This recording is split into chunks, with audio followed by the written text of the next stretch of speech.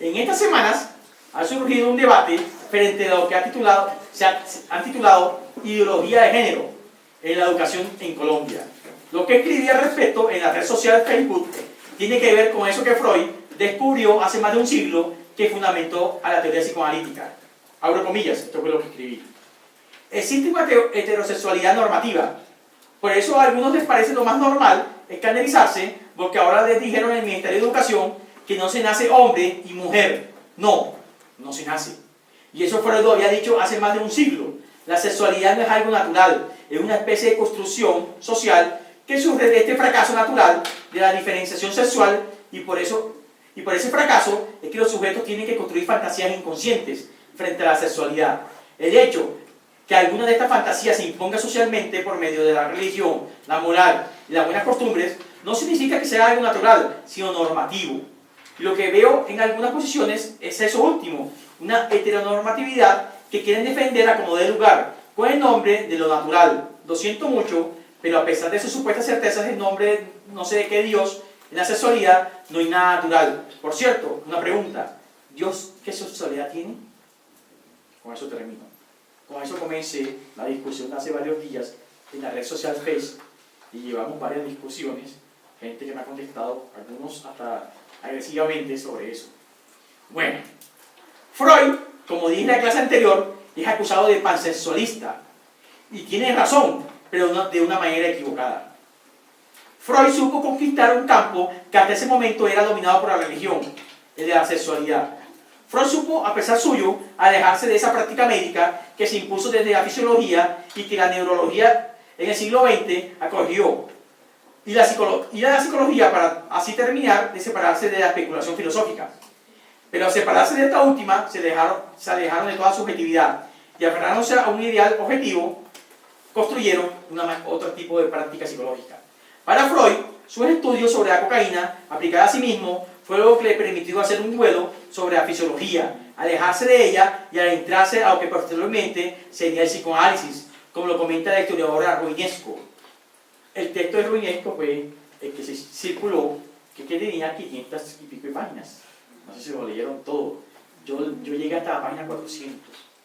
Entonces, para que vean. Pero bueno, dice Roinesco: durante este episodio comprobó hasta qué punto la droga podía ser a la vez el mal y el remedio del mal, la herramienta diabólica capaz de producir estados mentales patológicos para tratar a continuación de erradicarlos. Ese paso por la droga, que duró varios años, fue para él, por lo tanto, una manera de hacer el duelo del enfoque fisiológico en beneficio del estudio de fenómenos psíquicos. Cierro comillas. Es decir, que para Roinesco, Freud tuvo que pasar por esa experimentación por sí mismo con la cocaína para darse cuenta que eso no servía. Ni esa droga, ni ninguna, para comenzar a trabajar psíquicamente. Así que déjense esos cuentos que la marihuana los va a hacer mejores. Tampoco los va a hacer peores. No nos va a hacer nada. Pero bueno. Ahora, porque toda la excusa es que no, la marihuana es curativa. Sí, la marihuana es analgésico. Igual que la cocaína es la misma analgésico. Pero eso no te va a quitar el dolor de alma. Y ahí ese es el punto que Freud comienza a construir el psicoanálisis.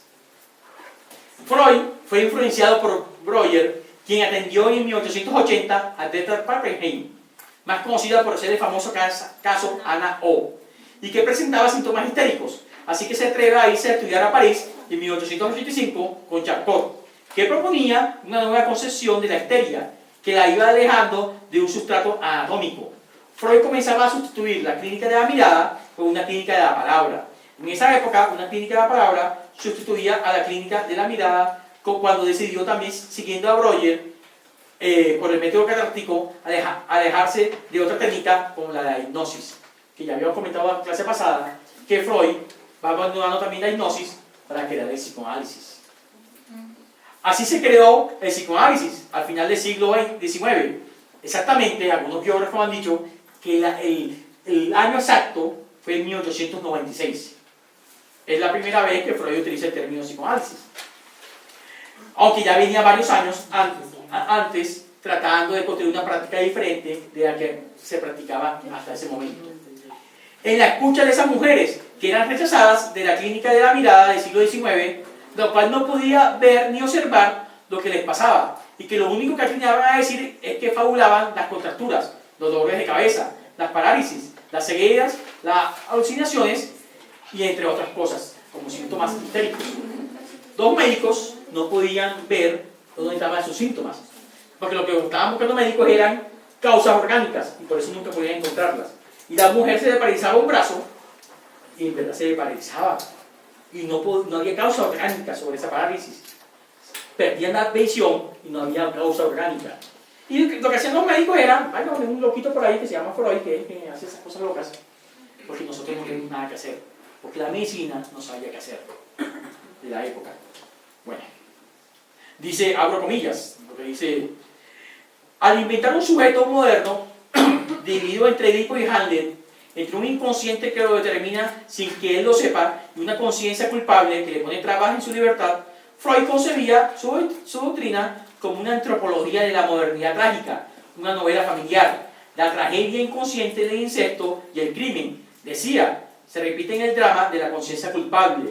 Esta concepción del sujeto no tenía ya nada que ver con la psicología médica, fuese cual fuese. En cuanto al psicoanálisis, era un acto de transgresión, una manera de escuchar las palabras a espaldas de ellas mismas y de recogerlas sin aparentar escucharlas o definirlas. Una disciplina extraña, una combinación frágil que unía el alma y el cuerpo, el afecto y la razón, la política y la animalidad. Soy un sum politicón, decía Freud, citando a Aristóteles, cierro comillas. Es decir, que Freud comienza a crear una disciplina llamada psicoanálisis que tiene que ver con elementos que apenas ciertas religiones o la filosofía habían tocado: el crimen, la culpa. Y Freud lo fue entendiendo como que tenían que ver con su inconsciente, y por eso crea mitos. Edipo, también Hamlet. Para Freud, Shakespeare era un personaje muy importante en su teoría. Pero bueno, pero el psicoanálisis, al pedido de Freud, nace con el nuevo siglo, a través del texto que para él iba a ser un éxito en todo sentido: Interpretación de los sueños, fechado en 1900, pero que él había publicado en 1899. Pero para hacerse interesante, se puso fecha 1900, para nacer con el siglo XX. Tenía como epígrafe un verso tomado del canto séptimo de la Eneida de Virgilio, abro comillas, fretere niqueo superos acheronta moveo. Si a los supernos no puedo doblegar, moveré el aqueronte. Es decir, si no puedo con los dioses visibles, moveré los del inframundo, algo así. Freud toma esa cita como su eslogan en Interpretación de los Sueños, como aquello que lo va a orientar toda su vida. Esta frase nos muestra a un Freud subversivo, creador de una teoría que hasta hoy se sigue hablando de ella. El análisis del sueño se torna fundamental en la teoría psicoanalítica, ya que él lo convierte en la vía regia del inconsciente. La interpretación de los sueños fue la vía regia a lo inconsciente por consistir en una serie de asociaciones de imágenes, palabras, que se organizaban con respecto a un saber no sabido y que delataban una verdad que cae para el sujeto y que se convirtió en el método psicoanalítico, la asociación libre. Asunto que fue consolidando con varios textos, entre esos Psicopatología de la vida cotidiana en 1904, El chiste y su relación con el inconsciente en 1905. Así se configuran los sueños, los actos fallidos, los lapsos, los olvidos y el chiste como formaciones de lo inconsciente, adulándose con los síntomas de sus pacientes histéricas, las cuales habría que escuchar desde la atención flotante del psicoanalista. Es decir, escuchar como el mismo Freud lo dice en un texto de 1912 llamado Consejo al médico sobre el tratamiento psicoanalítico. Él comenta, abro comillas, no debemos otorgar una importancia particular a nada de lo que oímos y conviene que le prestemos a todo la misma atención flotante. O la frase del mismo texto, somos un auricular telefónico respecto del micrófono, cierro comillas, lo cual introduce el tema de la transferencia en el proceso psicoanalítico entre el paciente y el psicoanalista, y el único método que existe en el psicoanálisis se llama asociación libre, y la escucha del psicoanalista es atención flotante. No hay más. El año 1905 es un año muy fructífero en Freud, ya que aparece el famoso texto 13 ensayos para una teoría sexual. donde va a exponer su sentencia de la sexualidad infantil como una disposición perversa polimorfa, donde en pocos párrafos nos habla de las fases oral, anal y de latencia. Eso que tanto se habla, ahí en ese texto es donde lo habla. Pero bueno, en 3 ensayos es donde Freud se convierte en una especie de descubridor loco, ya que comienza a desarrollar toda una teoría pulsional que va a seguir rectorizando durante muchos años y que va a terminar con las renombradas pulsiones de vida y pulsiones de muerte.